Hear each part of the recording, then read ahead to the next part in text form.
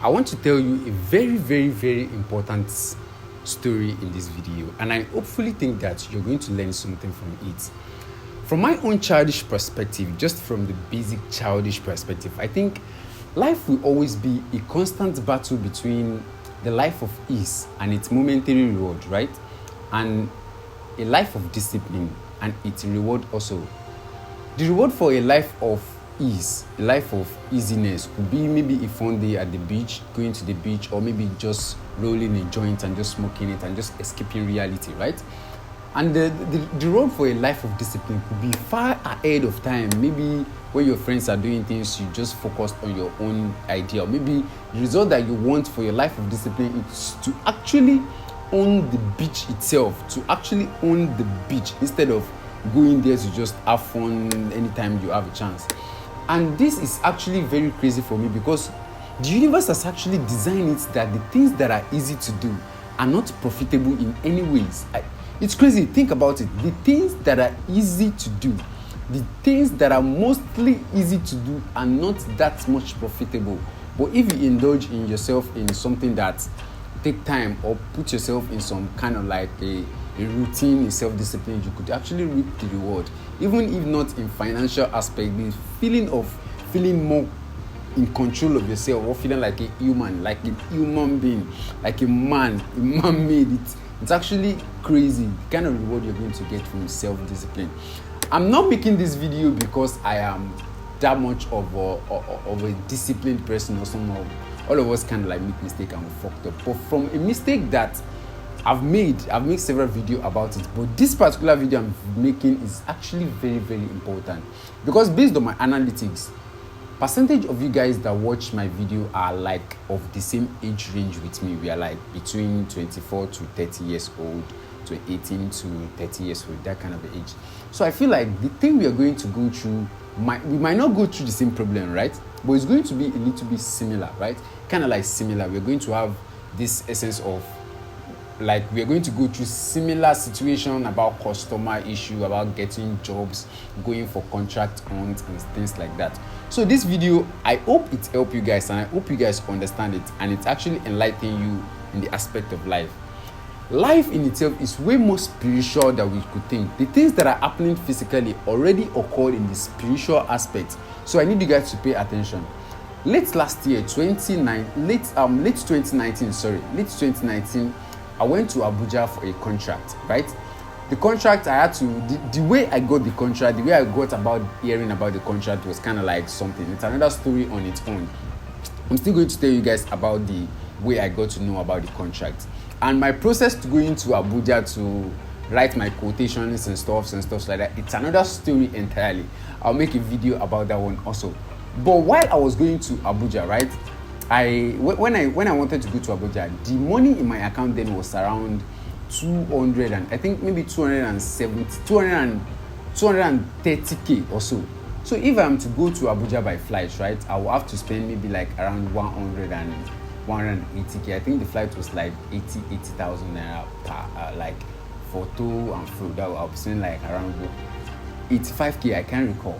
But the money in my account is actually for a specific thing that I intended to buy. I wanted to buy a particular machine in order to get my work better, in order to get a better result to doing my job.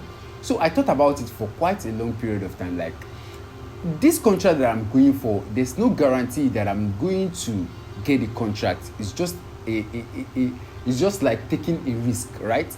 Now I have a plan, and the plan that I was working on actually got me to this stage whereby get this machine, do this and continue this. You understand? Now, if I actually took the risk with the money in my hand and just use the money to fly to Abuja and come back, man, I don't know. I will have to like go back and start all over too. So I decided to buy the machine first. I bought the machine for like 190k. So I bought the machine for one. So the remaining change in my hand, I think about it, the best way I can get to Abuja is to go by road. So I went to the park, I took a Sienna straight to Abuja. But that's not the entire story. The construct of the story was that when I got to the contract site, I met a few people. I also met a guy. This guy he also came for the contract, right? So we became friends. We started talking, asking him questions and things like that. So later, after all of us go inside to like talk about the quotation, the stuff, our workmanship, how we can get it done, how fast, all those things, right?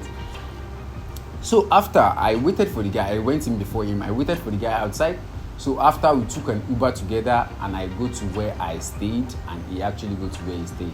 Since then, we've been keeping in contact. Bro, what's up? How far? Have they called you? Have they not called you? Things like that, right? So after like 3 weeks after, he called me and he's like, guy, they give me the contract. I'm like, damn, I'm happy for you, bro. We talked, and he said actually he just like lobby for the contract. It's not really into the fashion aspect. It's not really a designer, that kind of a thing. So he was looking at maybe me doing the work and him just doing the side of the stuff. So I'm like, not you, bro. I did nothing. I'll do the job now, nothing. Just so far you're paying me what I. So we spoke about that, and we speak for like hours, all right? After like a couple of days, I still call him like, bro, how far have they sent the money, this kind of thing. But I noticed after like a week, he stopped calling me, he stopped talking to me. Like I just see his status once in a while and be like, bro, how far, nice one, that kind of a thing. So I just be like, maybe he doesn't want to like give me the job, so I just bounce, right? So it went on and on for like 2-3 weeks after. We just chat, hey bro, how far, you did okay, blah blah, that normal thing, like normal guy to guy. But I wasn't like holding anything. So later, like a month after, he called me like, guy, we still used to talk like frequently, but we don't talk about the contract again, just greetings and how far, I like this thing, normal. So he called me and he said he's coming to Lagos and he will have to like stay at my side. He came for a contract and he have to like stay at my side for like 2 days to just do the contract stuff and go back. I was like, okay, no problem. So when he came to Lagos, right, we were together, we went to chill, we come back to the house, and I was actually sitting at this particular place that I was when we started the conversation. I'm like, guy, how far now? Were you not giving the contract? He said he was not giving the contract, that something happened. This is the main story, so I want you guys to pay good attention here. He said something happened. I told him, I was just sitting like straight up like, bro, how far, waiting up. It's like, before he went for the contract, right, his mom called him and told him like, she went for prayer. You see, spiritual things is real. Don't joke. She went for a prayer and he was told to not like avoid woman for a certain period of time. Don't touch woman, just be yourself for a certain period of time, right? So this guy was like, he has been like on the stuff for like 3 weeks before he heard about the contract, and he went for the contract, right? So after the day they told him that they've picked him and they're going to like send the money to his account, that was the day a girl that he has been talking to, like they've been on talking stage and they've been on sex chat and stuff like that for like months. The girl decided to just visit him from nowhere. He said he tried his possible best not to do anything, but eventually I was just sitting down here like, bro, don't tell me you laugh, like, guy, don't do it. He said like, man, he did it, like something just came up and they had to like form like shy. I was just sitting like, bro, damn, this is 12M. So he said he did it, and the following day he called the company and they told him like, okay, we are going to call you tomorrow. So after the tomorrow, he called them, they said they're going to still call him tomorrow. And after like 3 days, they told him that the contract, they cannot give him the contract again, whatever. I'm not saying that what happened was the one that caused see, you are a Nigerian guy. I don't know if whatever parts of the world you are, you understand things happen. I'm not saying specifically that what happened is the result of what happened, right? But life is just so complicating that we cannot pinpoint something to one another like that. We can't pinpoint this thing to this thing. But I believe that self-confidence, right? Self-confidence, the ability to stand and look up to people straight, and all these healthy self-esteem and things like this, they're going to get us to one stage of life. They got me here. I was fucking confident at some point of my life. But this thing called self-confidence and things like this is not going to actually sustain us forever. At the point, the only thing that will take us from one stage of this stage to the other stage is self-denial. The ability to look at something and just take off your eyes like, fuck it, I don't need this thing. The ability to just look at some things and be like, nah, I don't want these things. So I genuinely feel like, I don't know if the same thing might still happen, but I hope and I wish that if assuming it did not go through that, if I'm also in that position, I could laugh. See, be man, no man, you could laugh. But shit, it happens, man. But I'm just making this video because all the things that have happened, we don't have to actually go through the problem ourselves. We could learn from other people. I've learned from this, and before I make this video, I told him that I just want to like make a video around the concept, because I believe there are a lot of people out there that are of my age that are going through the same thing, and I want to genuinely tell you, like, self-denial, self-discipline, consistent application of self-discipline will actually take you far way more than self-esteem will take you. Will take you far more, way more than when body positivity and all these things will take you to. So I just decided to make this video just to enlighten some other people out there. I hope this video is genuinely helpful. I hope you guys learned something from this video, and I genuinely wish you guys the best of luck.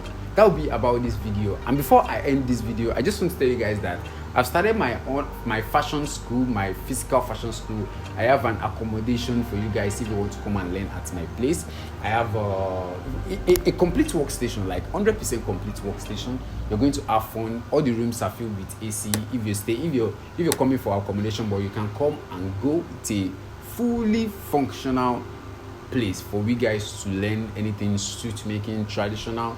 It's my workstation. So if you're interested, a link will be in the description below, or you can just call me directly to know more about my fashion school. It is a physical fashion school. It is located at Lagos Island, Aja. So that will be about it. I hope this video helped you guys. A link to anything that I talked about will be in the description below. So that will be about it. I hope you guys have a blessed day, and I hope you guys enjoy the rest of the day.